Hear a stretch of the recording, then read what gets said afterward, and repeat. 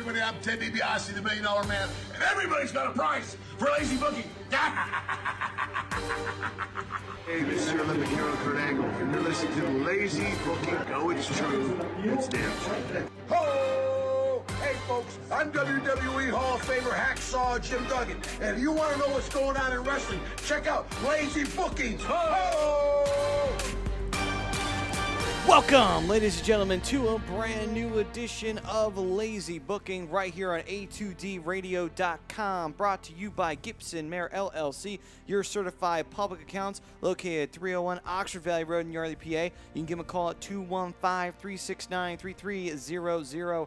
Remember, folks, tax season will be back before you know it, so be ready, be prepared, and call Gibson Mayer. What up, fam? Niche Night here in the Real Talk Studios on A2DRadio.com.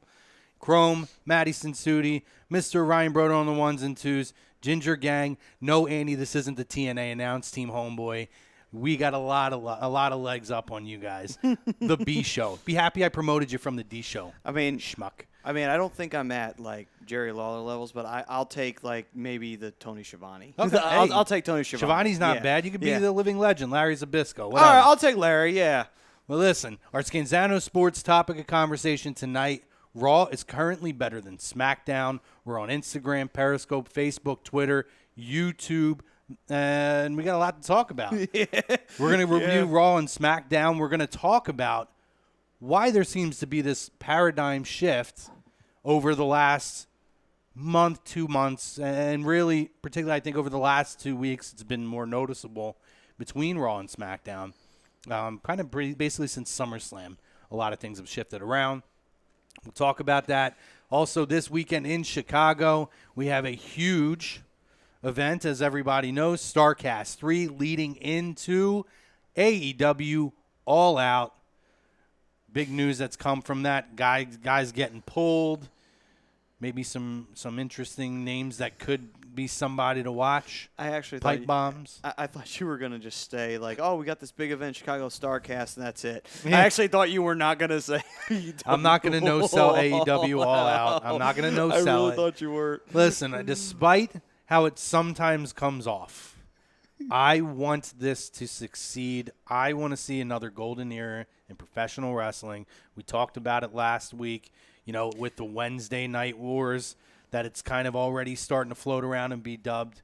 I want to see this To be succeed. fair, I mean, even if AEW winds up being like the WCW 2.0, but not in like the exact same way, but they're just second fiddle next to WWE, it's like, well, it's not the worst thing in the world. At least it's a place where guys can get paid and go work. Right. If either A, they don't work out in WWE, or they're just not getting looked at WWE, be like, oh, all right, I'll go work in AEW, I don't think that's the worst thing in the whole world, Right. Business prospers because there's two actual entities to go to. For sure. We're definitely going to talk about AEW All Out. We're going to talk about a little bit of StarCast coming up. StarCast 2 was awesome.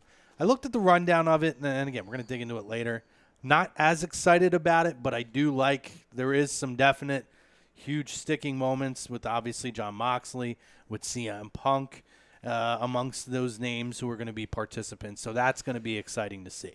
But again, getting back into our Scanzano Sports topic, agree, disagree, Raw is currently better than SmackDown. I'm going to immediately dive over to Maddie, and I'm going to ask, do you agree or disagree? Is Raw currently creatively outdoing SmackDown right now?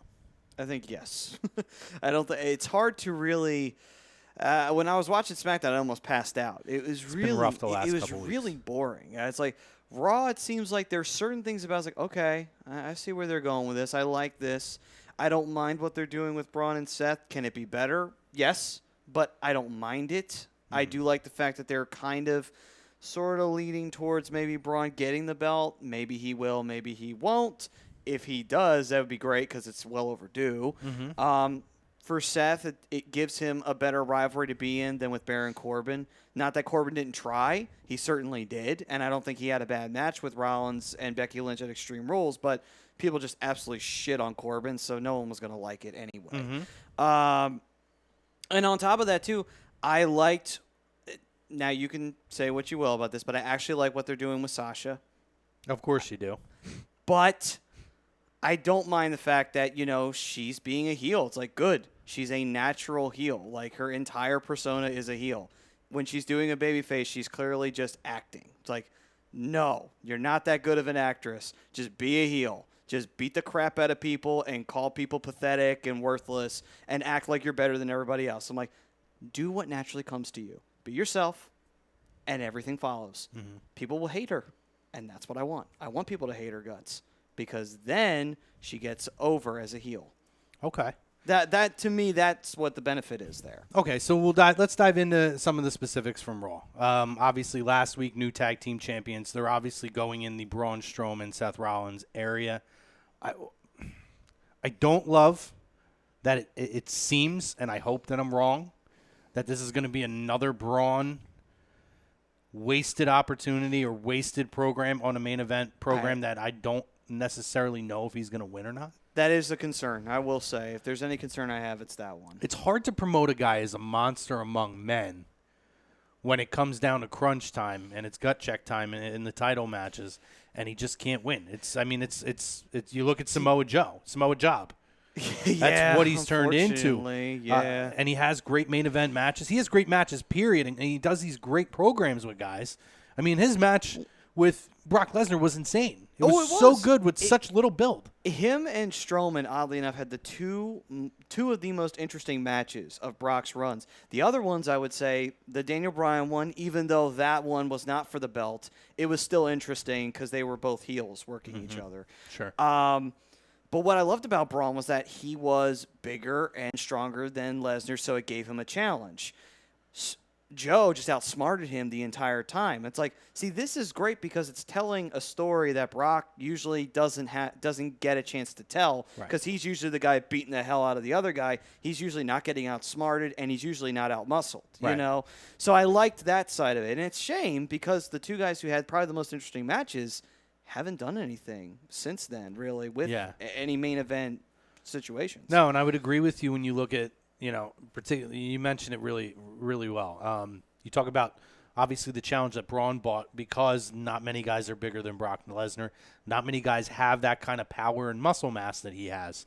And he's the correlation between Joe and Braun is that they both are very athletic guys for their sizes, even though their statures are very different. Oh, yeah.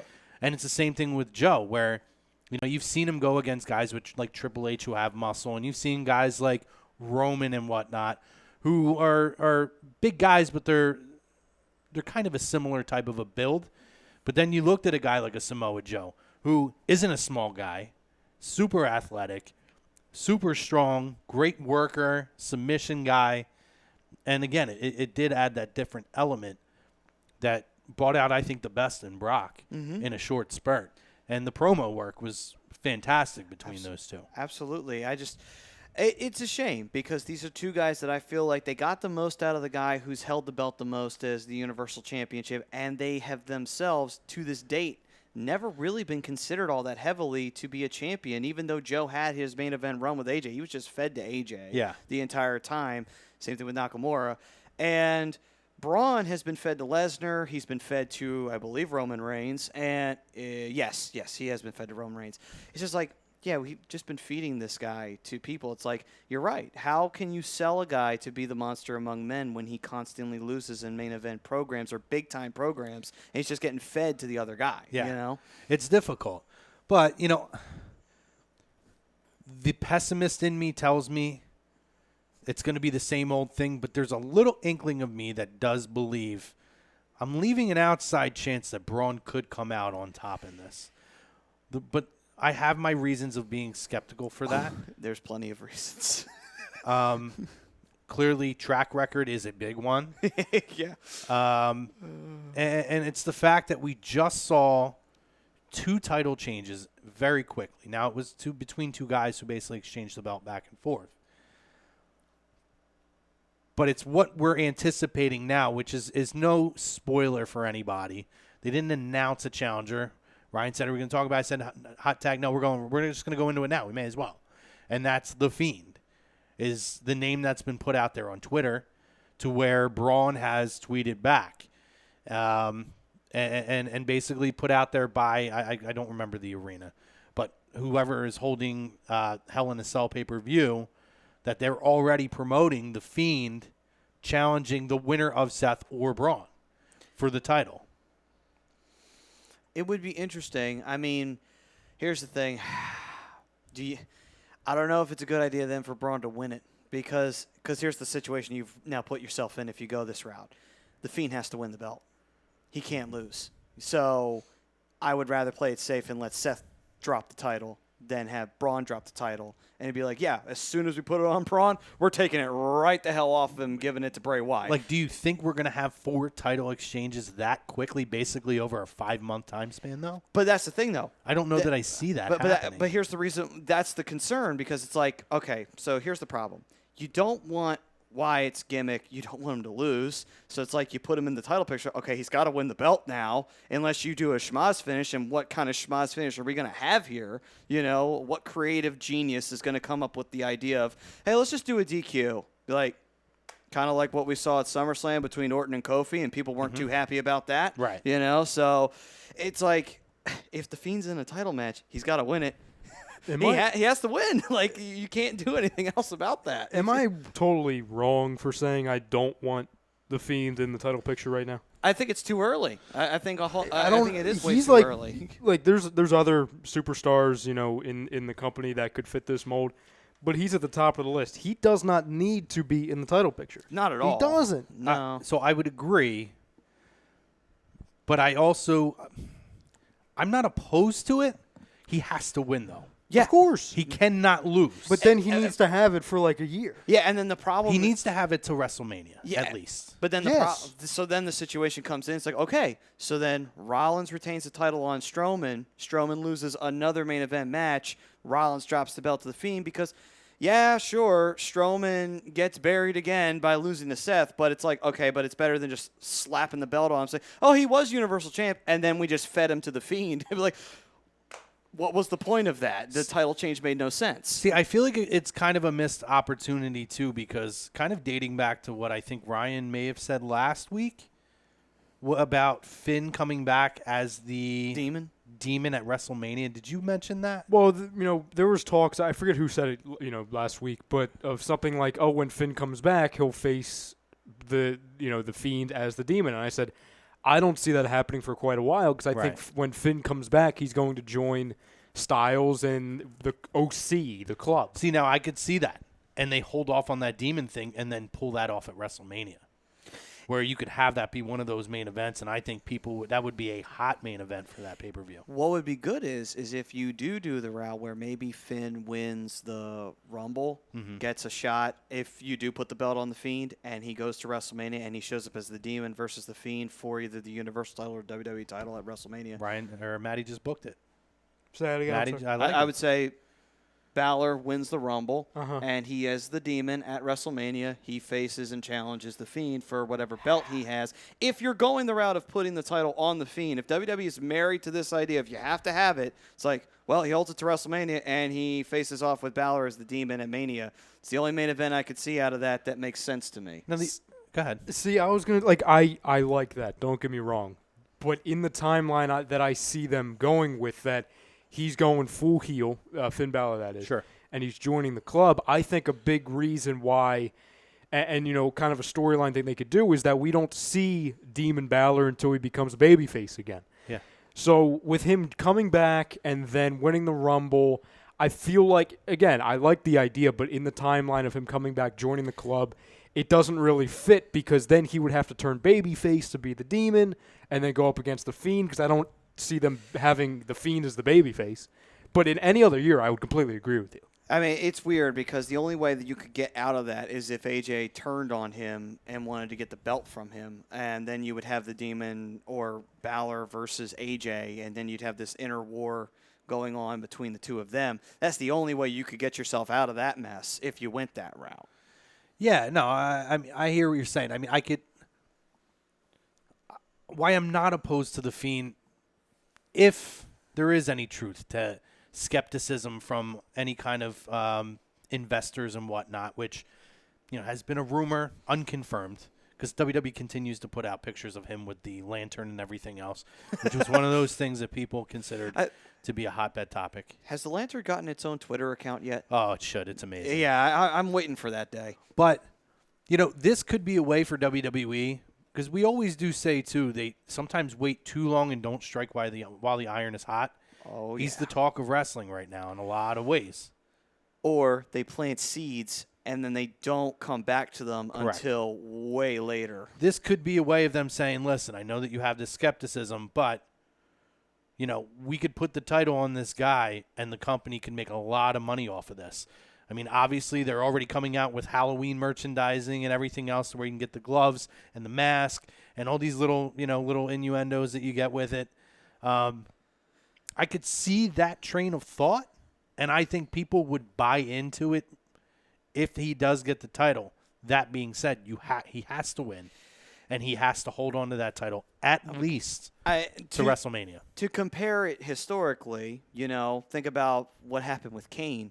They booked themselves into a corner at King of the Ring in '98, where if Kane didn't win the first blood match, he'd set himself on fire. So it's like, well, now you have to have Kane to win because I don't think you want to set Glenn Jacobs on fire in the middle of the ring. Yeah. So, yeah, they had to have Austin Lewis, but they did protect it in a way because Kane didn't win it, but he did win it because Taker busted him open with a steel chair, and then the very following night they took the title right off of Kane. Mm-hmm. But it's like, do you really want to do that? Because then it's like, well, yeah, the Big Red Machine was all tough and everything, but he only held the belt for less than 24 hours, and then he lost the title right back to Austin, And he never held the WWE title again after that. No, he held the World Heavyweight title, but it was well Right. past his prime when he Right. did that. Right. Couple things over on the Facebook already. Let's see. Let's get past Andy's stupid stuff. Tom Arnone, hell of a shirt choice, Maddie. LOL. What's on the agenda? We just threw that out there. Which, by the way, you can John buy Danza, these. hey fam, glad to be here as always. Glad to have you, John. Happy belated birthday, sir. Tom says hashtag Ginger Talk.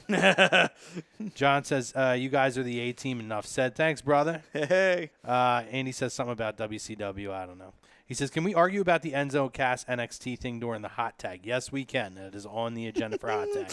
You mean Enzo? Andy says, is the Fight app doing StarCast things like they have in the past? Yes, and it's actually cheaper than it was for StarCast too. So I'm probably going to subscribe. There's nothing on there I really wanted to watch necessarily today, but you could subscribe to it and get it, and you get all 3 days. You can go back and it's archived.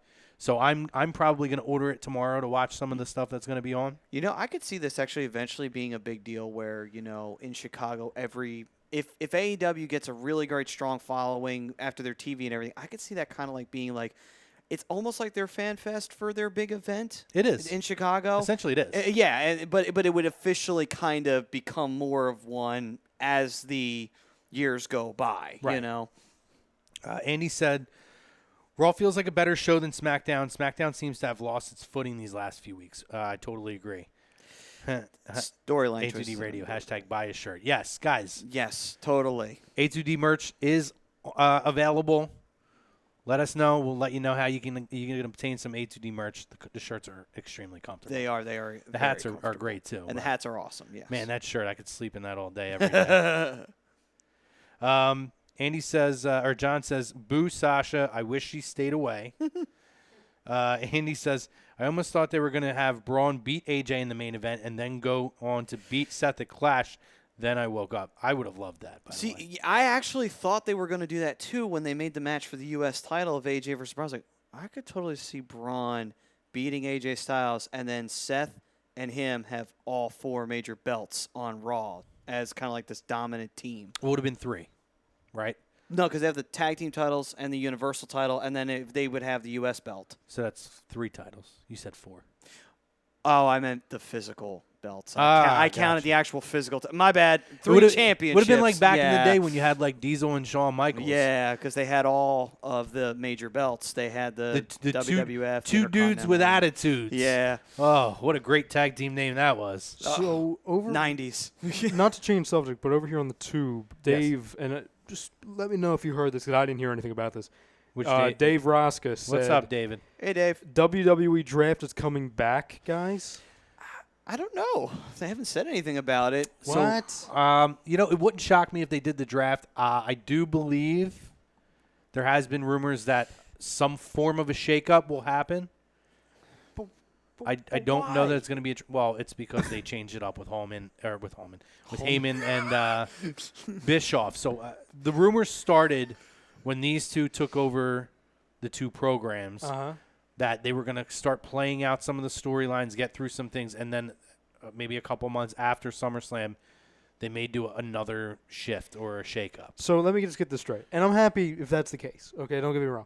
So they went from doing a superstar shakeup, a handful of years ago, and a draft to where the two shows or two separate brands. So over the last 6 months, we're going to combine everything, and we're going to have a wild card rule. And then 3 months later, okay, the draft is back. Am I following this correctly? I love how they don't even mention the wild card rule, and they just basically throw everybody on both shows. You know why? Because it sucks. It was a terrible idea. Just call it the Super Show. The wild card and that rule. Sucked. The wild card rule. Might as well say brand split is over a rule because you haven't really done anything. Oh yeah, Bailey showed up on Raw randomly. It's like SmackDown Women's Champ. Hi, why are you here? And then shows up on SmackDown and goes like, what was the point? And I guess they're going to have to make it two separate brands again with all the rumors that with SmackDown being on the other network on Fox, they're going to make that more prime time-esque, more celebrity-driven, more, kind of not boxing feel, but they've, marketing-wise, they've formed it similar like a UFC boxing thing, and then like Fight Night. Yeah, and then the Raw side is going to be more storyline-driven. So in that case, if they have two separate genres, it can't be combined. It can't. You're not wrong. I mean, it's just so hard. It's just so hard to keep up with. Just make your mind up, please. This is what happens when you have writers. Anyway, go. Andy and Joey DiBardino. What's up, Joey? Joey's saying that leave the A show alone, go back to the basement. Boom! Ritter says, I'll have you know that our studio is on the second floor.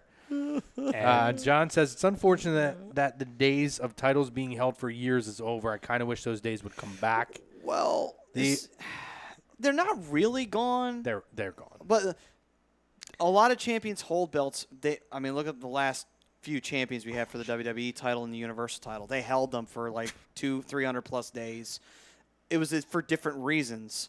And also, a lot of the other promotions do that, where they do have champions hold the belts for about a year and a half.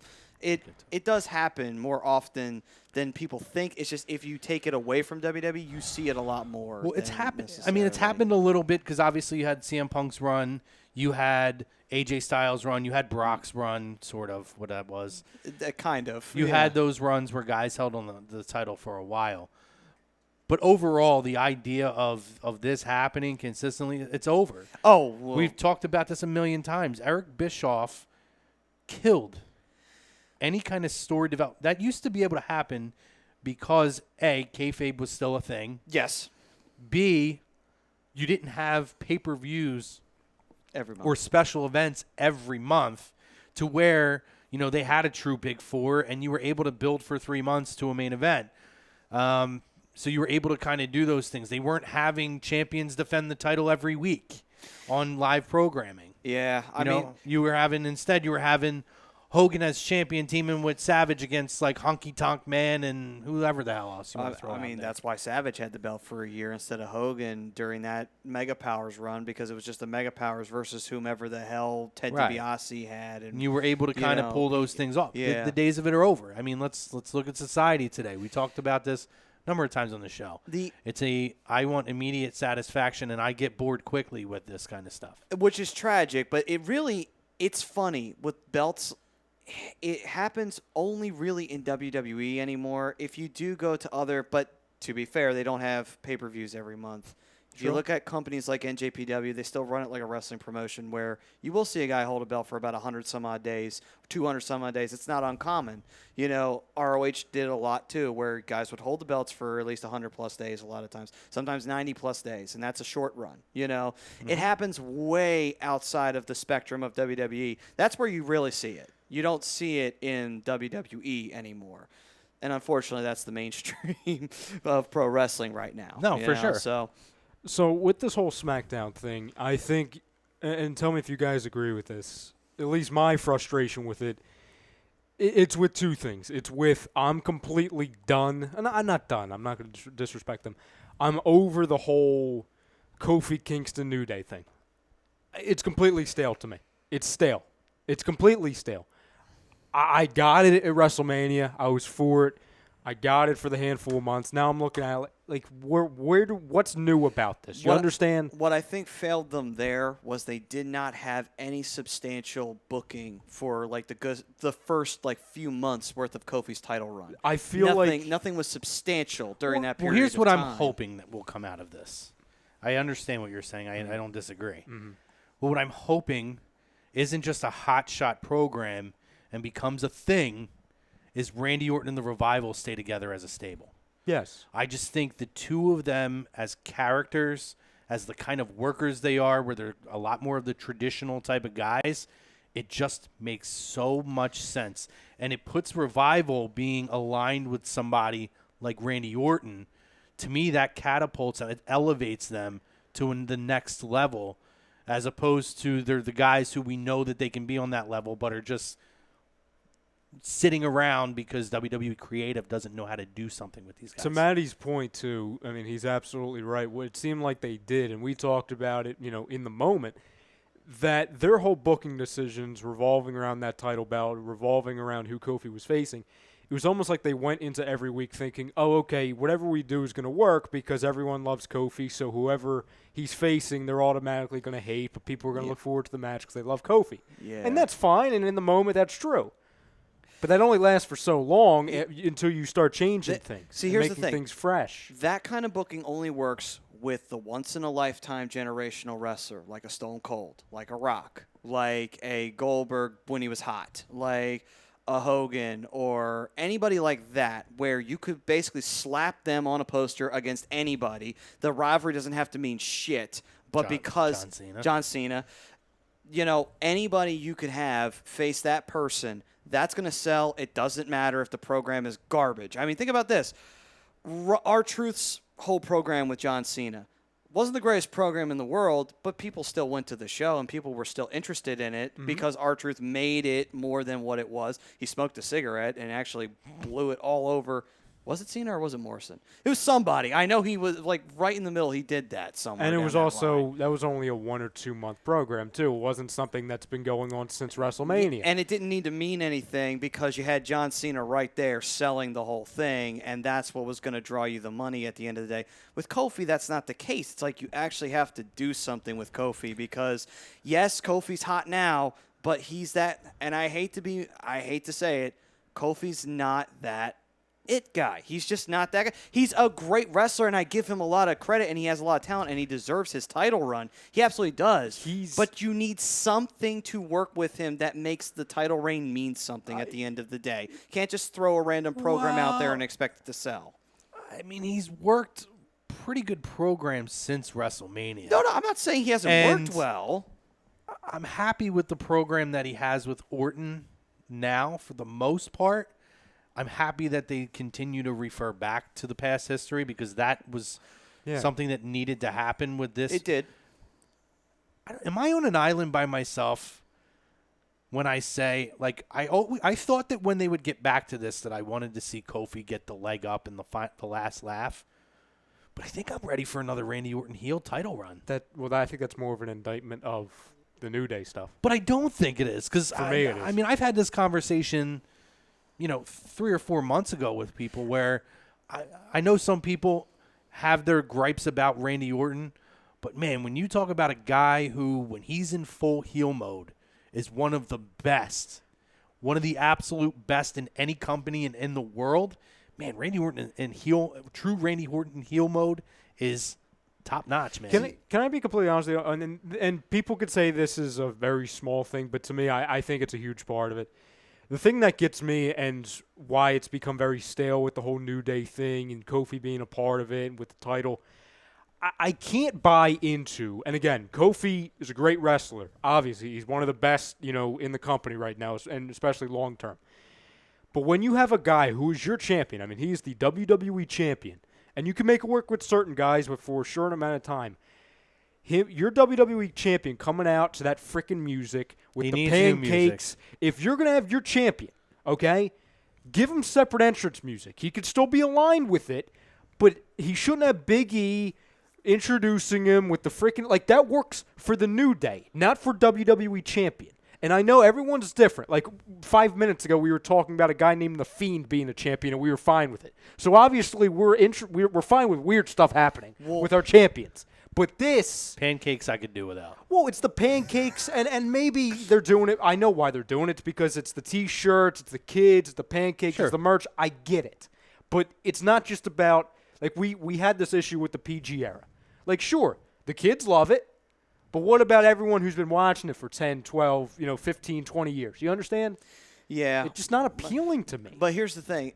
Here's the other problem that you run into with the whole Kofi being, still New Day and everything like that. That's the problem you run into when WWE being the public company that it is and being a corporate product. A lot of times that's what you're going to run into, where it's like if it's a safe gimmick, if it's a family-friendly gimmick, well, we'll slap a belt on him and we'll see how far this goes. Whereas somebody like The Fiend that, people like us are more interested in, that's kind of like, ooh, I don't know if that's going to work because of that fact that we're a publicly traded company. It's like, well, WWE's got nobody to blame for themselves on that one because that's the risk you run once you start going public like that. Yeah, I mean, that was something they had to do, though, to get to the next level. But I'm looking at, like, I could do without the pancakes. I've said that for a long time. What I don't like about the program is that we just saw Samoa Joe referring to the family. Mm-hmm. This is like we're going to go into the lazy booking bag of gimmicks here. Mm-hmm. We saw AJ and Joe do it. We saw Joe do it with Kofi. Now we're seeing Orton do it with Kofi. Like, I liked the presentation of, let me read you a fan letter, and it ended up being something like, in that short instance, I liked how that presented, but the overall scope of it is, I'm over this now. Like, we get it. He loves his family. It's a sore spot for him. We've seen it. They all have families, and they all have sore spots. We get it. Like, who wouldn't? But, like, let's get past this at this point. See, let's find something creative and new. You didn't need it. Here's the thing. That's it. You didn't need it with their past. No. What bothers me is that, and this gets all back to the whole, like, this is a public trade company and all that crap. The problem is that they don't really allow Orton to be as sinister as he should be. You know what I mean? They can only do it half-cocked. They can't go full force with it. They can't have Orton terrorize his family.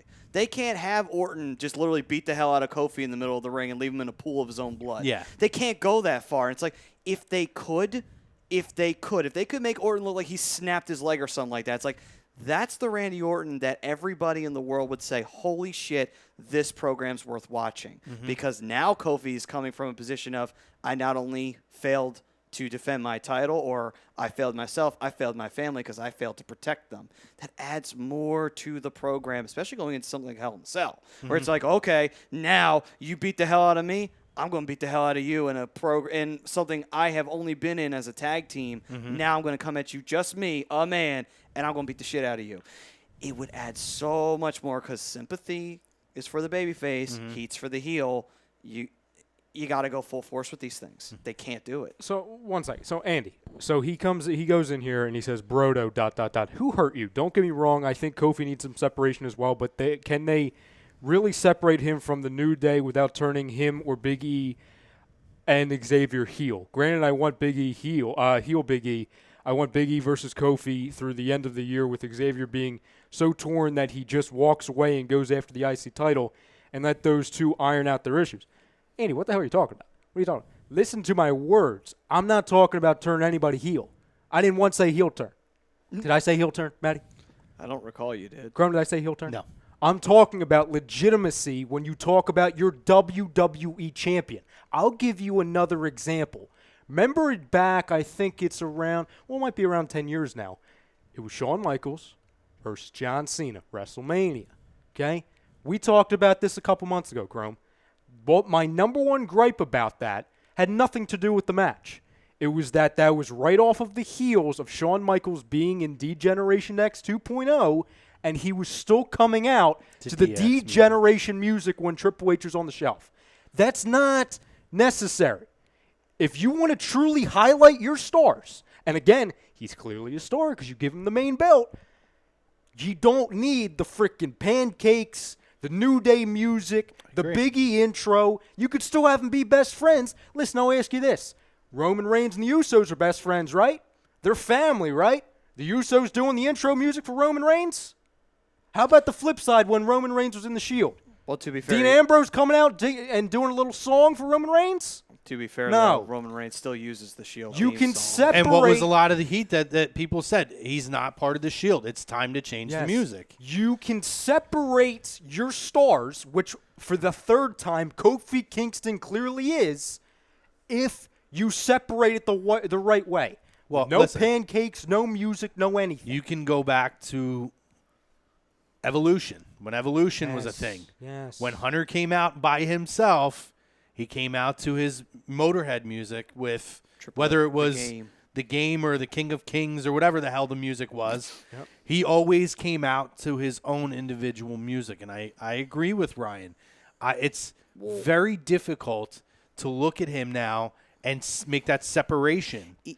I was okay with it at first, but Kofi needs something infused into him. Well, and not to go on this whole tangent, but Andy brought it up, and the reason why I keep going back to the heel turn of Big E and Xavier, it's because they've booked themselves into a corner that the only way to separate it is a freaking heel turn. And Joey D just said the same thing. Didn't they just do the whole terrorizing the family thing with Samoa Joe and AJ Styles? Yes, They did, but I mean, going like really far with it, like really, really far, like almost to the level like where he was torturing the McMahons. That was when Orton really was allowed to do things that were very extreme and crossing the line. They don't do that anymore. It's like that's what holds Orton back every single time because he can't do those things. So let's run through. I want to run through more comments here.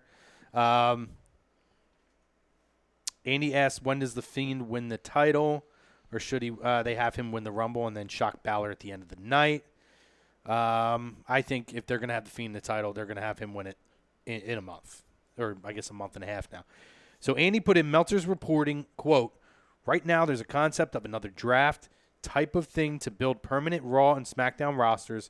What we were originally told is that they wouldn't be making major changes, but some changes. But this is Vince. Everything is being kept quiet, and USA and Fox will be the first to know when the concept is decided. End quote. So if it's not the draft, what's it going to be called? WWE free agency? Well, I mean, I don't think they know exactly how they're going to do the switch up. They do contract offers, and it goes out onto the Twitter and the Facebook. Oh, there was a 3-year deal offered to Roman Reigns to stay on SmackDown, and then he got a 5-year. Well, John Cena's still a free agent, quote unquote. John says it's funny that Matty brought up NJPW. I find myself watching more of that than WWE. I actually find myself watching less of it now. He says, I mean, I'm still worried that Vince really wants to get his hands on NXT. If that happens, he'll kill it, in my opinion. I think we can all agree we're concerned with that. Oh, well, obviously. I mean, if that's the case, then AEW's winning.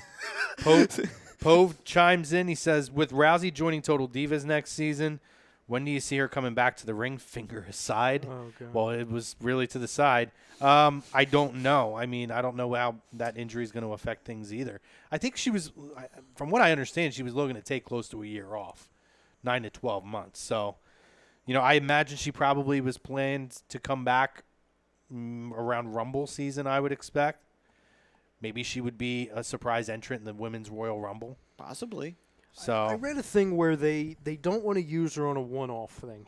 That they're not going to – the agreement is that if she ever comes back, it's for a similar run that she had where she's, on WWE programming all the time. So unless things really do change, I would be very surprised if we only see her for, she shows up on the first episode of SmackDown in the crowd. I think they're just going to keep her on ice until she's ready, if that ever comes. Here's what they're probably going to do, too. She's probably going to wind up having to stay a heel because I'm pretty sure the fans are going to boo her because these fans like to boo everybody. So they'll probably have to bring her back as a heel, which is perfectly fine, and have her just destroy people, which, okay. It's Ronda Rousey. It's what you're supposed to do. So Greg says, my dudes, talk nerdy to me, please. Always, you handsome son of a gun. He says, I agree to the poll. Raw is back. The Roman story is killing me on SmackDown. It's boring to me right now. It sucks. It is terrible. I wish that they would push over the shit in backstage or hit me with a car, so at least I know it'll be over. So that's how bad it is to this point. the thing I was going to bring up, on that was I had read the other day, and we talked about it, how they obviously, and this is not reading anything, they obviously had something planned for SummerSlam, and they pulled the rug from under us right at the end because they set it up and they changed it the last second. I had read was that Vince McMahon pulled it. It was supposed to lead to just Daniel Bryan versus Roman Reigns at SummerSlam. Just very simple, boom, done. Then Vince had the bright idea of, oh no, we can prolong this. Yeah. That way, when it does end, it's going to make the fans care even more about Daniel Bryan and Roman Reigns. It could be. I almost wonder if maybe one of them is hurt. I don't think so. Did Vince forget to take his meds again? No, like, I just think it's Vince can't make up his mind and he's trying to headline it when you don't need to oversell Daniel Bryan versus Roman Reigns. The Rowan thing is terrible. Yes. It sucks. It's the worst thing ever. It's the my worst storyline of the year. My buddy Nick Staskin put it the best way. He said, every week I watch, and you think it couldn't possibly get any worse than it was last week. And I find myself watching it, and I think, yep, worse than the last week. So what? So what? I completely forget because I went through it, 100 miles an hour. So I almost called him Eric Rowan. Rowan, he lied to Daniel Bryan. He lied to him. Roman showed the video, and he had the hoodie on with the beard, and you could see it was Rowan. And then Daniel Bryan says, "You lied to me," and smacks him a bunch of times in the face, and he leaves. And Bryan walks out and says, "I'm telling you," over and over and over, saying the same thing. He lied to me. He lied to me. He gets in the ring, and then Roman spears him, which was I love Roman's spear. He actually does a really good one. It was one of the worst ones I've ever seen. It was not good. So you mean to tell me that they're making Rowan the evil genius right now? That's what we're doing? I think in the end, Daniel Bryan will have known and have orchestrated all of this. They did it 4 weeks too late, because now I don't care. I don't care. I mean, actually, I didn't honestly, care about this I don't when think it started. You know what? Ever since he got hit by the car, You know what kills me about this? And that's what kills me about this. You had an opportunity to get something positive out of this, which was to finally find a way to recreate Joe's character, have him be that almost tweener but leaning towards babyface with an edge. And it came out, and people finally cared about Samoa Joe again, that next week coming out. And you just went right back to the same thing where he became Shane's lackey but lost in a match, and nobody gave a shit. He better win King of the Ring. That's all I'm saying. I don't think it's going to happen. No, man. I know for a fact it's not going to happen because it's Samoa Joe. He doesn't win anything. I don't think it's going to happen. John says, do you think the only reason they are keeping the New Day together is possibly feud with Undisputed Era? No, merch sales. No, it's merch sales. That's the only reason. I mean, really, at the end of the day, too, also another thing that needs to be highlighted here is they're kind of wasting the opportunity that they have with Roman Reigns, because Roman's actually being cheered. He's actually being beloved by the fan base. And I know I hate to say this, but I'm waiting for it. I know it's coming. The fans are going to start booing him eventually. It's going to happen. I know it's gradually going to start happening because he got no reaction when he came out this past week. But I can't even blame. It's because of the program. I can't even blame either of these guys. I put a tweet out there saying, like what I said earlier, I wish it was me that's getting hit by the car right now. But I put on there, and I tweeted them and saying, like, WWE, we deserve better as a fan base, and those two guys deserve better for a program because you're doing a complete even Rowan. I've liked Rowan with Bryan. It's worked, which is why I said I don't want Harper infused into this because it's the same old shit. I've really liked Rowan in this as Daniel Bryan's kind of like, it's like Lenny and what's his name from freaking Of Mice and Men. Oh, Lenny and Mel, was it? Or Lenny and... I'm too young. The hell was his name? Damn it. I'm not even going to. Damn it, high school English just failed me. George and Lenny. George and Lenny. There we go. Jesus. Where it's like this kind of like he's a follower and he will do everything that he says, which is why I think it's going to get to that. But that being said, all three of them, you're doing an injustice to these guys. To where nobody's going to give a shit. All the work you did for Roman Reigns is going to backtrack. And you took Samoa Joe down in the middle of it with you. I know. Everybody is collateral damage in the middle of this right now. It is awful. It's so sad because the regression that you had with Reigns, the regression you had with Daniel Bryan and Rowan, then Joe, it's like, 4 people. Vince managed to break a record here. He managed to bury 4 people in one storyline, and one person has almost nothing to do with the storyline. It's like, damn, Vince. So we found who it is. We found who it is through our own personal investigation, and we're going to dress him up in black and put a big cloth over the top of his head, because that's legal, by the way. It's not kidnapping or anything. Like, what are we doing here? And this is why on Raw, like, listen, Sasha Banks, prime example. I don't love Sasha. Everybody knows I don't love Sasha. Really? I saw the best promo I've seen from Sasha in years this week because everything she said was exactly the truth. Because Paul Heyman actually told her to do it. Paul Heyman told her, and absolutely, go out there. Now, was the acting at points of it not my favorite? Sure. She's not a great actress. But the message that came across. Was I pissed about my spot at WrestleMania? Absolutely. Did I throw a fit about it? Absolutely. Do I think those 2 tag team titles are a joke? Absolutely. Like, was my pay shitty coming out of WrestleMania? Absolutely. I loved every word that came out of her mouth because that's exactly what she was thinking when she walked away for 4 months. Like, at least we got some honesty in the program. Well, it's the first time, to Maddie's point, and like we said, it came off so good because she was actually not being told what to say. She was like, oh, just talk about your life. And that was her life. Everything that's worked on Raw right now is because you're starting to see somewhat of a realism. Now, I know we had our little quirks of our concerns with Braun and whatnot, but there's an entertaining aspect to it. They do have one of the hottest characters in wrestling in The Fiend right now. And on top of it, as terrible as King of the Ring has been over the years, every match has been high level, minus Kevin Owens and Elias with that goofy ending, which, again, SmackDown, what's wrong? Shane McMahon is still a focal point. By the way, Shane McMahon, the program with Miz, which started hot and we were excited about at WrestleMania, completely destroyed Miz. One of my favorite guys, and I couldn't care less when he's on my screen right now. He's just that guy that's like a father. That's all he is now. And like, then by the way, we're having another kid. Like, that's all he is now. Congrats, but that's all he is. And then on top of that, too, totally doing nothing with Elias or Drew McIntyre for that matter, and just having them stymie in mid-card hell. And McIntyre actually losing in the King of the Ring and not. But I'm okay with that because Paul Heyman is a master at building talent. He is. You're looking at guys like Cedric Alexander get a spot. I'll tell you what, that finish between Ali and Buddy Murphy, by the way, this week, did anybody, I think that was SmackDown, but did anybody see that? No. Oh, my God. He did the Randy Orton DDT spot off the rope, the middle rope. Mm-hmm. Ali basically did it where he did the Hurricane Rana, I don't know what they call it. The Hurricane Rana move where he comes around and basically works around the back and then ended up around him on his head and did the DDT.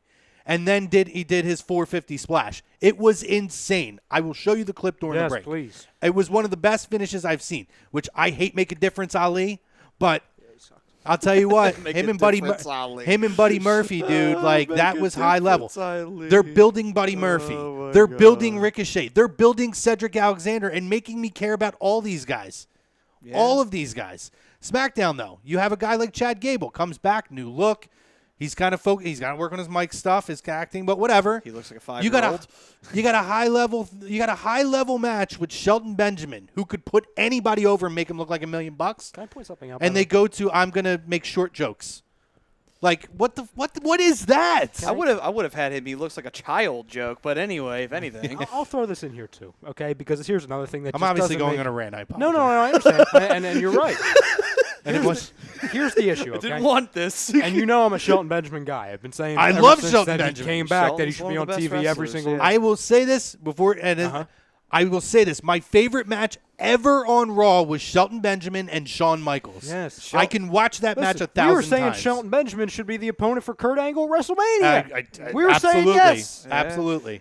Shelton Benjamin's one of those great mid-card wrestlers of this past generation. He could have been an upper card guy. He could have been, yeah. I'm not saying that. But with all that being said, okay, why is it? And I, as a viewer, am I supposed to buy into it that Shelton freaking Benjamin is worthy of being in the King of the Ring? We haven't seen him for 9 months. Well, that's not true. We've seen him stand backstage and make a goofy look on his face. Oh, that's right. Wasn't he in the 24/7 title chase? In the car chase? He's just backstage and he gets asked questions and then he just looks into the sky and goes, Actually, even more than that, he was Brock Lesnar's hitman for a week on Raw, and then he got his ass blasted by Rollins, and then we never saw him for a while. Like, how am I supposed to buy in? And again, not only A, buy into him being worthy of it, and B, me trying to buy in that he's going to be winning the freaking match. Well, yeah, I guess he didn't. Gable wound up winning the damn thing. That's my point. With his freaking short, I just, I know, I agree. But overall, I can't do this anymore. I feel like the King of the Ring has been valuable. Yes, it's been good. And I have to say, well, the difference with Raw and SmackDown is every match on Raw, whether it's a King of the Ring match or it's something to enhance a feud or to build a new star, every match on Raw has been meaningful. Now, SmackDown sucks. Now, as of this right now, though, with who's in the King of the Ring, who do you want to see win the King of the Ring? Because I already have my pick in mind that I would like to see really get that big elevation. Well, before I answer that, man, what the frig, Andy? I know. Tell me that shit. I hope know. Meltzer's wrong. That's what I was gonna say. I'm gonna have a freaking heart attack on the air. So Andy just said, so Meltzer is also reporting that Alexander is injured and is expected to lose to Baron, who Meltzer is claiming is going to win. Why would it be Baron Corbin? And here's the thing. Here's why I'm not disagreeing with Andy because Andy's not reporting it. He's reporting the report of Dave Meltzer. Well, yeah. But here's why I disagree with the report of the report of the report of Dave Meltzer. It's because this past week on Raw, they already gave us the visual of Corbin as the King of the Ring. Usually when they already give you a visual, they don't do it. You understand? Agreed. Because they would have saved that visual for it actually happening. That's the only thing that gives me hope. Is that we already saw it when he was saying, oh, this is what we're going to see, and he sat in the chair with the crown and the little freaking sword. Wasn't Ricochet referred to as King Ricochet before? That is exactly why I said that's who I have in mind as winning the King of the Ring. I believe that Ricochet or Samoa Joe or Alexander, if he's healthy. I think those three guys, because they're looking at getting guys to the next level or a guy who really friggin' needs it. Now, here's the thing. I don't hate Alexander as the winner, but what I would prefer is they're strapping a rocket to him right now. Mm-hmm. I would and Ricochet. I would prefer Ricochet, and I agree. I would take Ricochet over Alexander. Nothing against Alexander, but I'm going with Ricochet. And you're right. That's immediately what I thought of when I saw him in the King of the Ring. I'm like, are they going to have King Ricochet in there? Because I'd like that. Because that's what they did in NJPW when he won the Best of the Super Juniors. I love Alexander right now. Yes. I love that Paul Heyman is recognizing talent. And if you go back and hear some of the names that he's thrown out, Heyman is starting to give these guys a spotlight. Yeah. I love it. That being said, what I almost feel like he's at the point where when Ricochet first came into NXT, and I almost wish that Alexander could get like a 6-month run in NXT first. Really build that stock on that program, particularly with NXT now coming to USA where more people will see it. You can have those high-level matches if Vince doesn't get his hands on it. And let him build that stock and bring him back to that main roster. Let him talk a little bit, but he doesn't have to talk every week. And I feel like, man, you could bring him in, and him and Ricochet could have an unbelievable feud on the main roster. Absolutely. Well, you do that. You do that trial period with NXT, or if he is injured, he comes back from his injury, you put him in a smaller program, but with someone who can get him over and really make him look like $1 million. I'm like, all right, let's go down the roster of mid-card talent. That's enhancement. Okay, that guy will do, and have him do something with him. Like, you have so much talent that can be used as enhancement. Use the enhancement talent. Don't just have them sit in the back and not do anything or chase after the 24/7 title. It doesn't mean anything. Have them actually, enhance the talent that they're supposed to enhance. That's why they're called enhancement talent. I shouldn't have to be telling you what that means. You're WWE, for fuck's sake. Anyway. What Andy just said is exactly what I want. Exactly what I want. Well, the second part. The first part, I don't know. He says, the article did not expand on the reason why they think Baron will win. I personally do not want Baron to win. Then he goes on to what I do agree with. He says, it's either going to be Ricochet or Ali, maybe Andrade. See, I want Andrade. Andrade's not a bad choice. I don't think it'll be Andrade because I think we're going to go out of this into the continuation of the Andrade, Rey Mysterio, Mysterio's son deal. Which I don't care at all about. I don't. I feel nothing. Listen, man. I feel nothing. I don't know what side. Are they on opposite sides of the bracket on Andrade and Ricochet? Because if they are, that could be a final match I would love to see. Yeah, because Andrade's on the SmackDown portion. Yeah. So, I mean, that alone right there. You give me Ricochet and Andrade, brother. I think he's facing what was it, Ali who won. So he's facing Ali on SmackDown. He is right, by the way, which, Andy, I'm just seeing the kind of comments on Rowan's name. He is back to Eric Rowan. The only reason I knew that, his Twitter is back to Eric Rowan. So, whatever. Yay. Oh, joy. Maybe we'll get Cien Almas.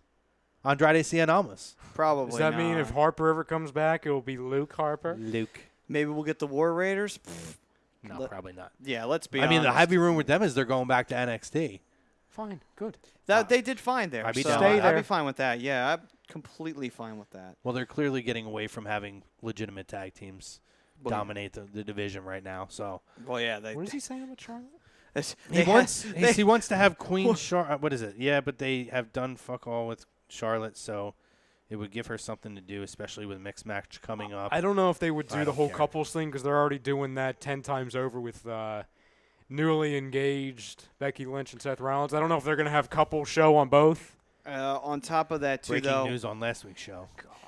Plus, also, I would say, Congratulations. I don't know. I think, Congratulations. I think, Right. honestly, I'll be honest. I think Bayley's probably going to wind up losing that title to her. There's another one I don't give a shit about.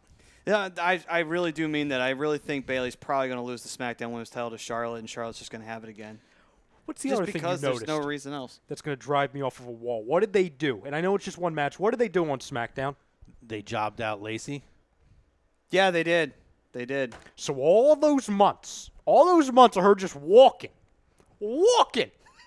Not wrestling. for this. For her to lose the She main can event. actually wrestle. I think that they are massively underestimating the staying power for Lacey right now. They're so stuck on these four horsewomen. It drives me crazy. Sasha stinks.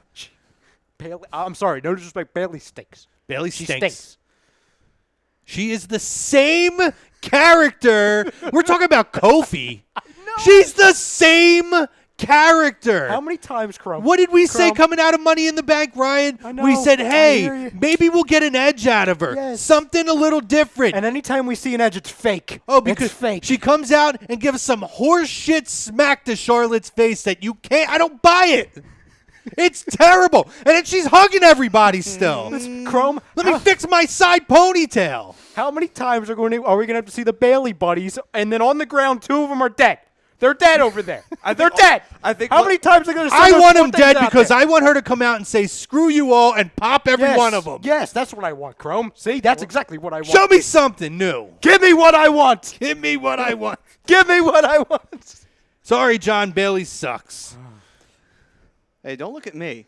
At least Sasha turned heel. At least there's something that you can get out of that because she's naturally hateable. So there you go. Oh, do we need to even get into Asuka and Oh, Kairi God. Sane right now? See, They even That's screwed up where the name. my- They screwed up the name. Okay, Oh, it the- could have been the Sky Pirates of Tomorrow if they put the 3 in with there. the Io Shirai. Oh, the Kabuki Warriors. What the hell is that? Because you got to remember, this is It Vince. sounds racist to It's me. it's Vince. Everything's a stereotype. Vince has never Thank been. you. Vince hasn't I done. felt wrong just saying it. Vince hasn't done any real world traveling. All Vince has ever done is gone to other countries and ran a WWE show. He doesn't actually know cultures or shit like that.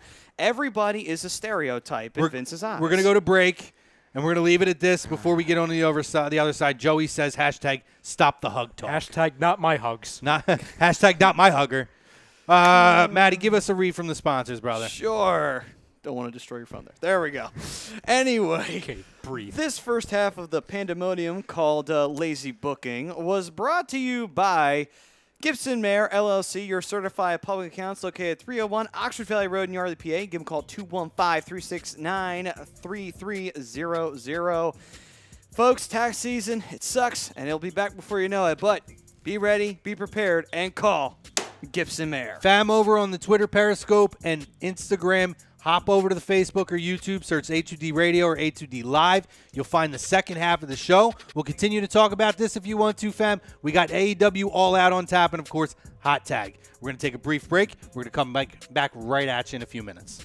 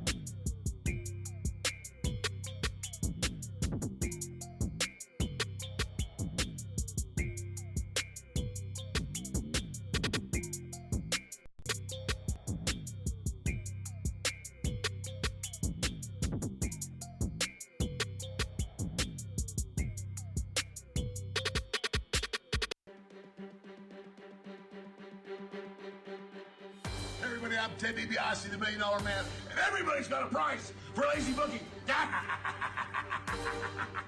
Hey, this is your Olympic hero, Kurt Angle, and you're listening to Lazy Booking. Go, it's true. It's damn true. Ho! Hey, folks, I'm WWE Hall of Famer Hacksaw Jim Duggan, and if you want to know what's going on in wrestling, check out Lazy Bookings. Ho!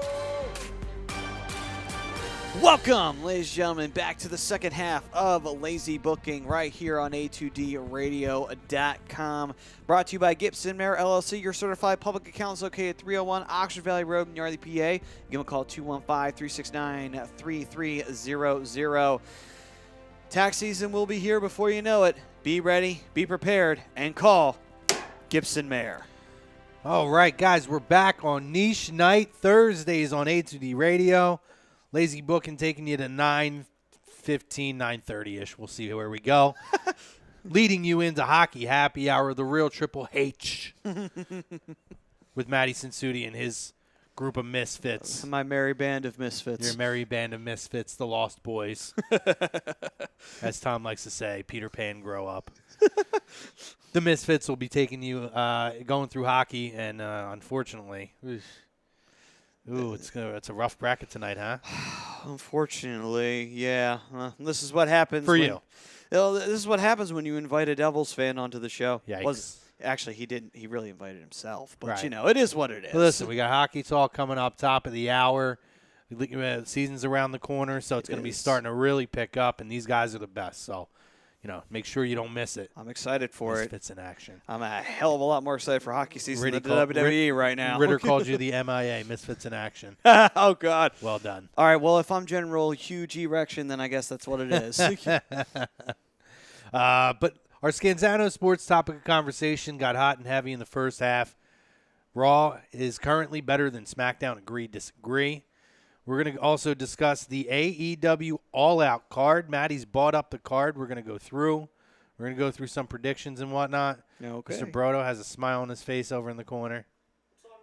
Disregard.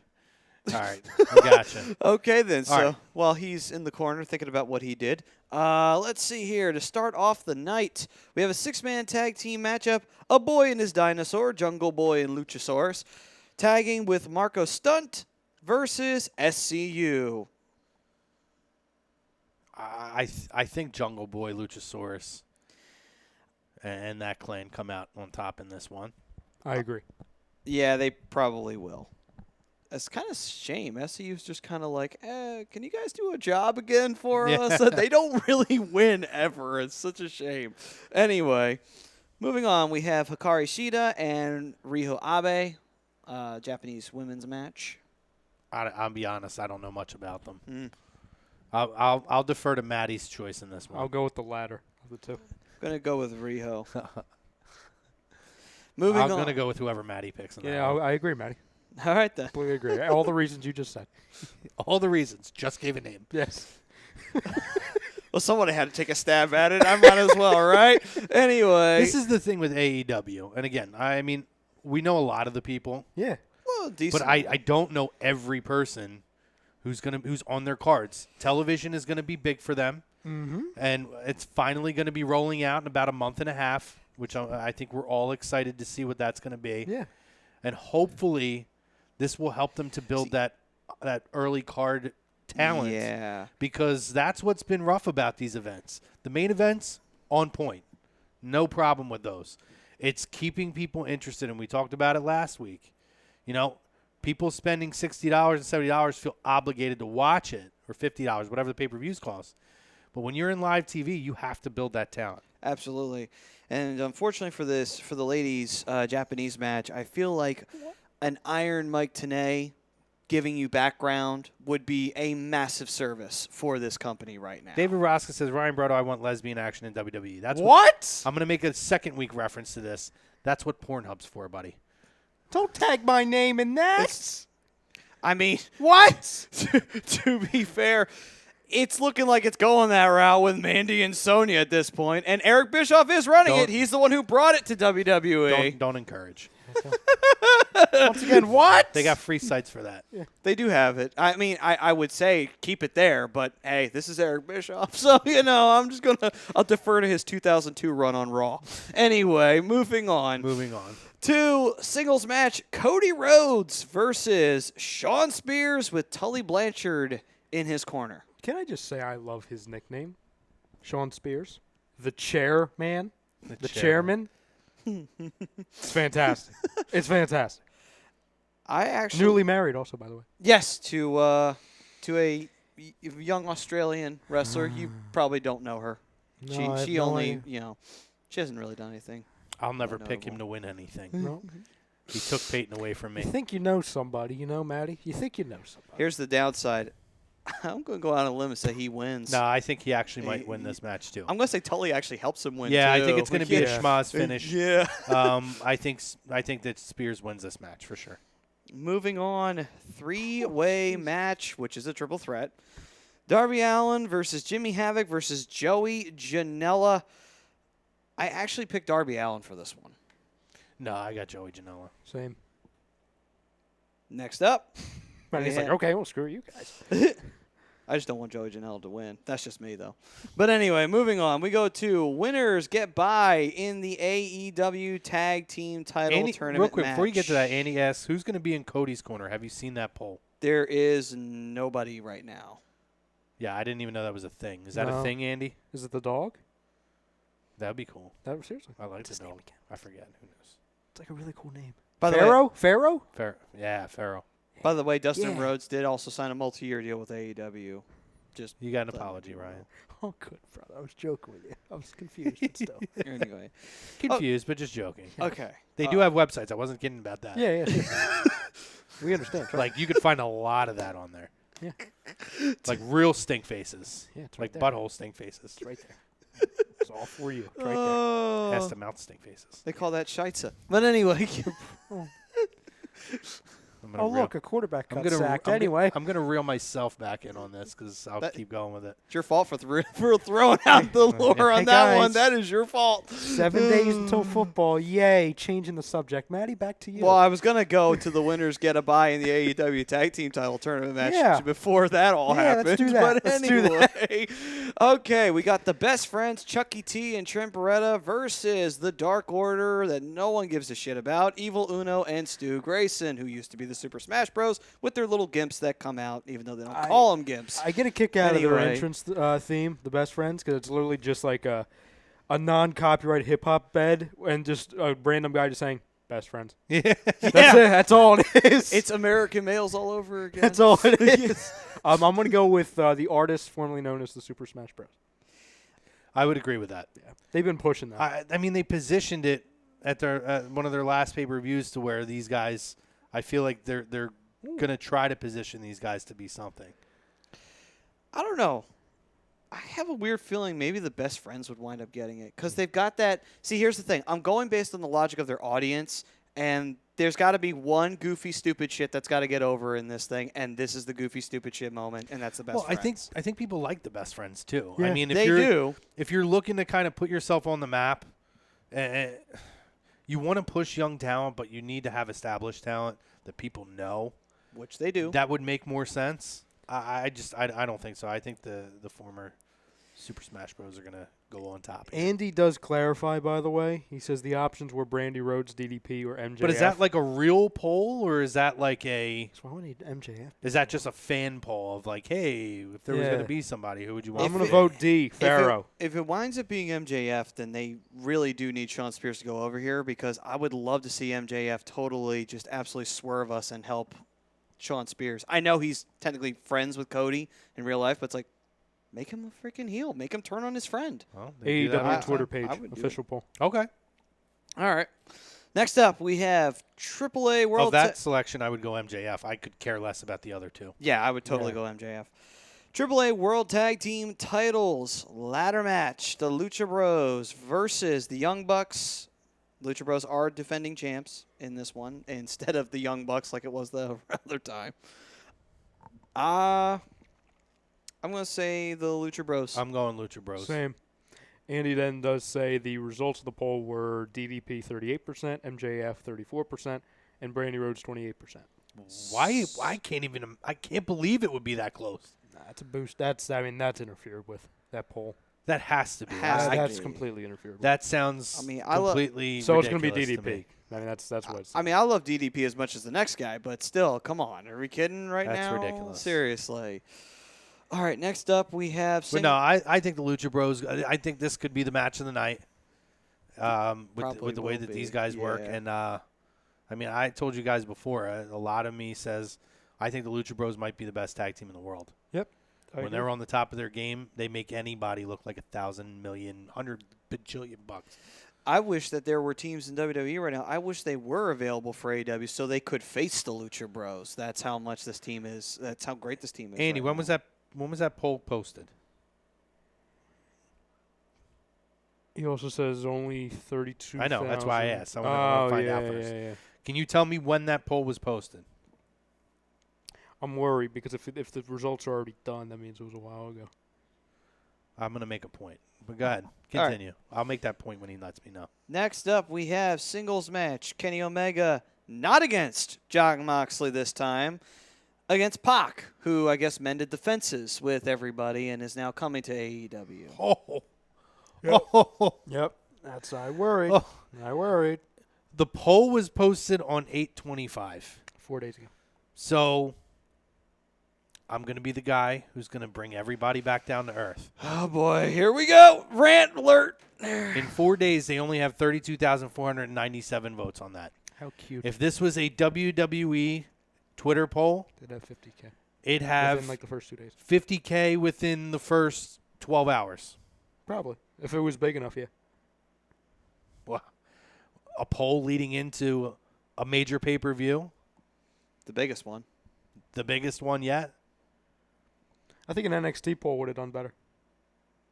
You know what? You're right. I'm being serious. You're right, I'm being serious. actually. For a takeover, yeah. Yeah. I'm being that serious. Wow. Actually, maybe even an NJPW one. And again, come to think about it. Just bringing everybody back down to And I'm earth. telling you right now. I'm going to get all the excuses, but I'm just bringing everybody back down to At earth. least, I'm just telling you, if those were the results, and DDP, and you can't see me right now, but I'm putting up the quotation symbol. I'll do it for you, bro. Quote unquote won the poll. I guarantee you at least $5,000 of those quote unquote votes were bots. I'm just telling you. And I'm being very, very slim. 32,497 votes cast. I'm assuming it's closed, Andy. If you can let me know. He says he's not sure how long it ran for. Usually it's up for 6 days or something, right? Something like that. Well, they can set it. They Right. can set it to a certain thing. All right. So that's where we're at with that. Those are the options, which clearly you would think is to sway it towards MJF, and it ends up being DDP. So that's boosted. That was a boosted poll. Yikes. Cool. Thanks for playing. He says correct. It's saying final results. Yeah. Yikes. Yeah, that was a boosted poll. Just bringing everybody back down to earth. That's all I'm saying. But, their competition so far. They should be freaking crushing thrones and talking. smack. John asks, what do you think with all the AEW's first breakout megastar?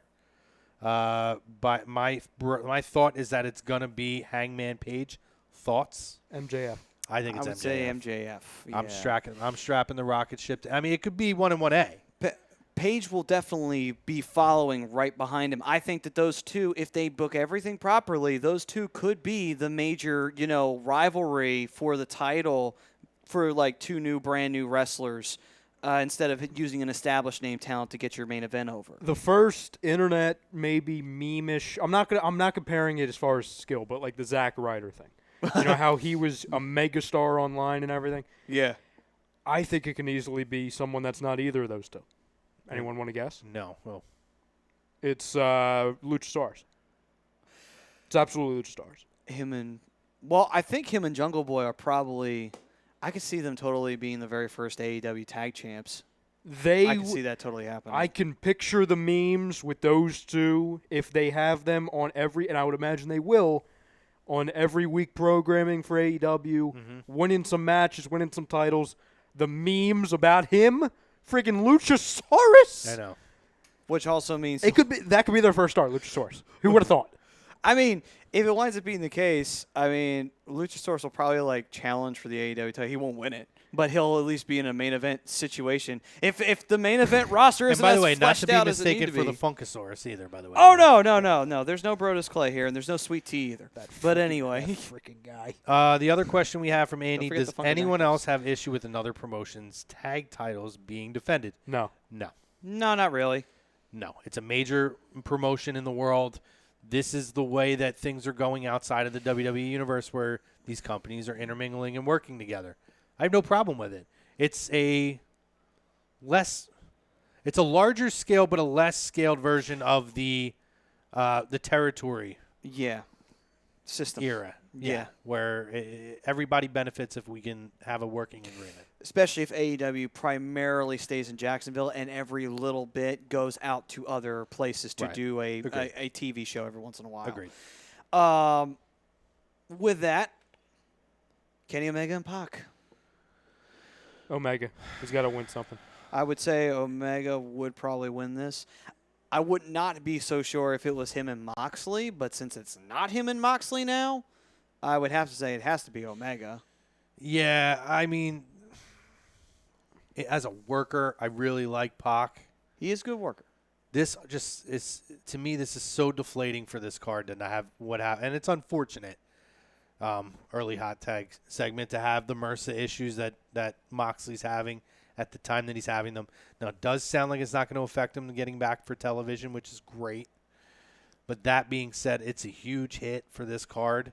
That's one of those, I don't want to say a dream match, but it's one of those what-if matches that people would like to have seen, and it's going to have to be put off again. What I do like, though, is how Kenny Omega played it, Right. where he totally just kayfabed it up, called Moxley out as being a little bitch for, basically having an elbow. Oh, your elbow hurts, and you're not going to wrestle now. It's like you're scared of me. Right. Like, I love the way Omega played that off. I'm like, perfect. Keep doing that because eventually we'll get that match, and it'll have a hell of a lot more hype behind it. So Agreed. All right, so what do we got next? the main event of the evening, the AEW World Championship, Adam Hangman Page versus Chris Jericho. It should be Jericho. It should be Jericho, but I believe it'll be Hangman Page. And I don't. Here's why, and this is no disrespect to Hangman Page, but as we talked about when we were talking about, the one women's match, for example, about it's very, very important for AEW, especially coming out of the gates, having a lot of familiarity for the, I don't want to call it the casual wrestling fans, but the ones that are coming over because they hear names like Cody Rhodes, Kenny Omega, Chris Jericho. John Moxley, Chris Jericho. While it would be great for Hangman Page and it could give him a lot of exposure, when you're going into the first time you're on TV, you want to have it as your main guy because that gives you the easiest route. And as we talked about last week, somebody brought up the question of, whether or not we think a handful of these guys are going to be ready for every week television live programming. Not that I'm not trying to create the narrative that Hangman Page isn't, but we know who is, and that's Chris Jericho. I'm actually going to say Jericho. I think, I would like to believe, that the intelligent decision is going to be made here. And that, okay, we'll build Page up to eventually taking the title, but not right now. But what we're going to do is we are going to give the fans a little bit of a teaser. Like, he was this close, but Jericho snagged it from him at the last minute. And then Jericho can be the cowardly chicken shit heel, or he could be the super mega heel who comes out and just attacks people from behind like he's been doing, and just have that build up and have great promos. And he could combine it with being the first ever undisputed champion and the first ever AEW champion. He's the first ever twice. To me, it's too tempting not to put the title on Jericho. It's like, do you want to make money or do you want to play second fiddle to WWE? It's an easy answer right here. You go with Jericho. Like, nothing against Page, but you build him up. Give him like about a year and a half. It's like, he's ready. Well, it makes a He's lot of ready, sense, too. you The know? chase is, the money's in the chase. Yeah. You build the star through the chase. Yep. Jericho doesn't need to chase. Chris Jericho is Chris Jericho. Instantaneous name recognition, first champion of this startup company is a guy who's been a multiple-time champion in WWE. And now you have a built-in feud immediately off the bat. The chase can start with a guy like a Hangman Page. So my question to you is, what's going on with the CM Punk thing? So obviously, well, before we get to that, let me dive in here. Yeah. So John says, with the card being what it is, do you think paying $50 is too much for it since they offered the last two for free? Yes. Yep. Mm-hmm. I think it's good that it's less than what the last paid one was. I think the last one was $60. That being said, such is the pay-per-view business now, and then they're looking to make money on this. So, you know, they're backing a lot of it on crowning the first champion, those kinds of things. I'm gonna pay it. I have people that are splitting it with me, so I'm not paying the whole amount. But Andy says winner of that match is the champion, right? Between Jericho and Hangman Page, yes. Yes. Mm-hmm. He also says, isn't there a women's battle royal to determine who is going to wrestle for the women's title? It's not listed on the show card, so I guess it's pre-show. Yeah, if it's pre-show, whatever. I hate to be that guy, but No, I understand it. If that's the case, then obviously either Nyla Rose or Britt Baker has to win it. I mean, I would always go with Baker personally, but I agree. CM Punk, he's doing a podcast we watched, or a podcast. He's doing he's doing Starcast. It's called, I think, Best in the World, CM Punk. Me and Maddie watched the promo video that he put out there for Starcast, where he's kind of goofing around in the ring and doing these different poses, showing like he's a little rusty. He does a bump, and then he says, oh, that's another 20,000, Conrad, you know, jokingly, which I actually found it very, very entertaining. But that being said, do we think he appears on this show? I hope not. Because then the problem is it's going to be like that CM Punk syndrome that we fall into at WWE. It's just going to absolutely hurt AEW.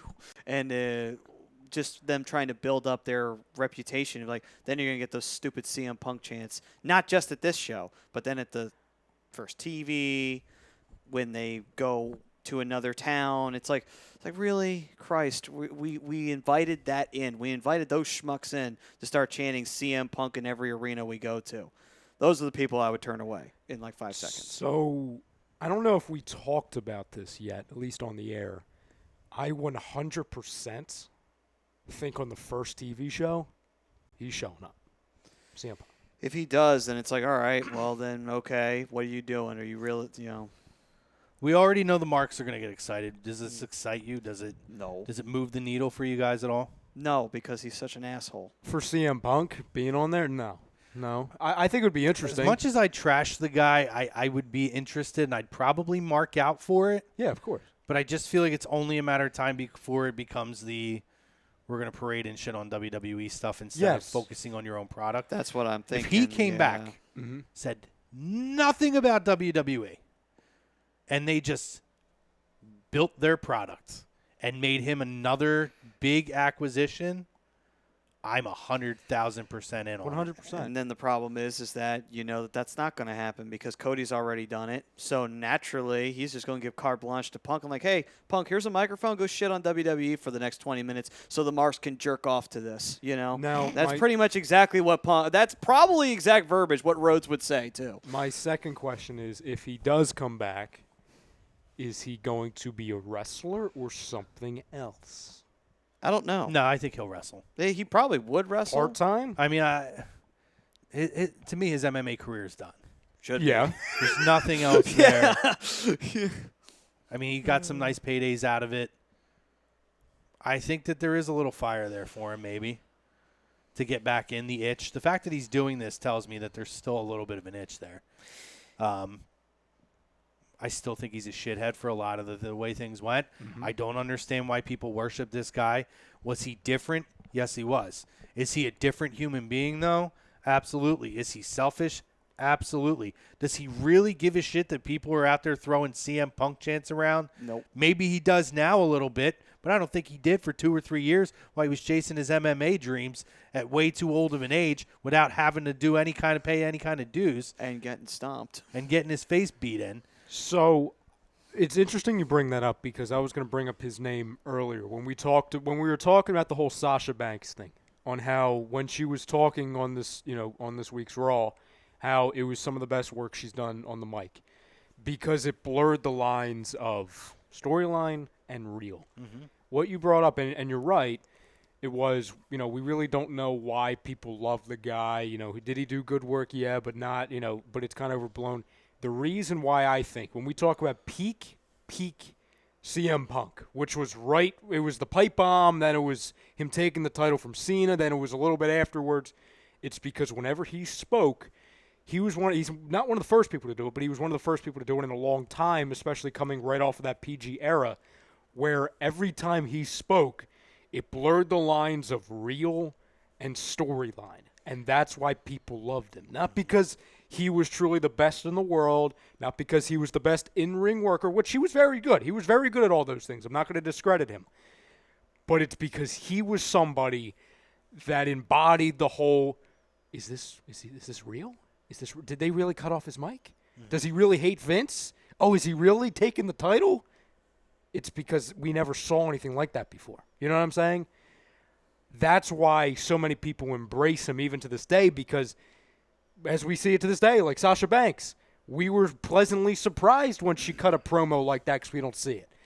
I think if it came more and more of a normal thing where promos became more real and it blurred the lines between the two, I think it would devalue a guy like CM Punk. But unfortunately, and this is Vince's fault, he could have easily have said when they were going up against CM Punk with all the lawsuits and he went with MMA, it was, okay, we're going to take everything CM Punk did well and apply it to our guys. And they didn't do it. And that's why people kept chanting CM Punk, CM Punk. It's because people would look back as memories on what he was doing and think, man, that was good. Yeah. That was good. Agreed. And unfortunately, we haven't seen much of it since. Agreed. Overall, I would say, yeah, he's a good promo and he's a good wrestler. But it's just how long is it going to be before he starts playing politics? Because you know what's going to happen at some point where I want to be world champ or I want to be the main guy. It's dude, you are not the main guy. Yes, you're a big draw, but you're like Jericho. You're a guy here to help the younger guys get over because you have name recognition at the end of the day. One thing I'll say, I could see him being at the point now where he's not going to be a full-time guy and would defer to the talent of AEW. I don't believe he would do that with WWE. Doesn't believe in their process, and a lot of people don't, and that's fine. It wasn't a fit. And to Ryan's point, too, he was able to do that because WWE let him do that. Yes. And people forget that they did allow that character to grow. They did nurture that character and allow him to have that freedom. And I think he forgets that sometimes. Yeah, of course. So that being said, I would probably mark out if it was this or if it shows up on the first programming. I do believe he will show up at some point. Mm-hmm. I don't think this is just a StarCast one-off. I mean, hell, maybe he shows up in Cody's corner. Who the hell knows? Well, I was saying, in this, I don't think it happens because, like I said, I think the first time we see him is the first episode of the TV show. But what if Chris Jericho wins, and this could be another reason why you don't put it on Hangman Page right away. You have Chris Jericho winning, and then similar to how they did with Jon Moxley, where Chris Jericho wins and he's kind of berating the fans, and then Jon Moxley shows up. Chris Jericho's celebrating winning the belt, and then you just see CM Punk on the stage just applauding, just showing up. Yeah. And that's it. You could do that for sure. The thing that people forget, it is a business. Yes. The business did not flourish as CM Punk champion. Nope. Was creative, cool? Did it create awesome moments? Yes, it did. It didn't sell merchandise. It didn't sell tickets. People forget that they struggled to sell tickets back then, too. And that's when you had him and Daniel Bryan, the indie darlings, on top. Mm-hmm. Daniel Bryan, though, found a way to make it work within the system. CM Punk refused. Well, I mean, look at it this way. The guy that was drawing all the money back when Punk was carrying that belt was John Cena. Andy says, I think the entire world explodes and it overshadows AEW. They've already taken shots at StarCast tonight. He said he read a report where Nick Jackson and Hangman both took shots at WWE. I expect nothing less. I mean, that's the Young Bucks. Quick thought They're before always we gonna get do off that. the air. I think we got it, like 5 minutes or so, give or take, a couple quick minutes. Yeah, about 3. Let me ask, the rumor, the report out, we talked last week about how conditioned and how great, possibly the best he's ever looked in his career, Big Cass looks right now, or Kaz XL or whatever the frick his name is. Kaz Medium. So the heavy rumor now is that the WWE producers, the decision makers are in talks with bringing these two back to be featured on NXT for live programming. What are your thoughts? No. I'd take Cass back. I have no interest in Enzo. That's exactly it. I'm done with Enzo. I'm done. Or Zoe. Like, it was so much Whatever fun the hell. the first time. You really want to go through this bullshit again? Like, yeah, like Cass, he looks like he's learned from his bullshit. Enzo looks like he's another PR nightmare waiting to happen again. Because we literally saw, and aside from all of the BS that Enzo, whatever the hell he's calling himself, is doing now, we saw at the end of their run as a tag team the first time, the way they've booked themselves into a corner. Not them as superstars, but the writers around it. If they're going to do this again, we're going to see the same thing of it, and it's going to become a New Day thing where they can't break them up. Yep. Because are we supposed to buy in as fans? Oh, they'll make Big Cass a big-time superstar. Tried that.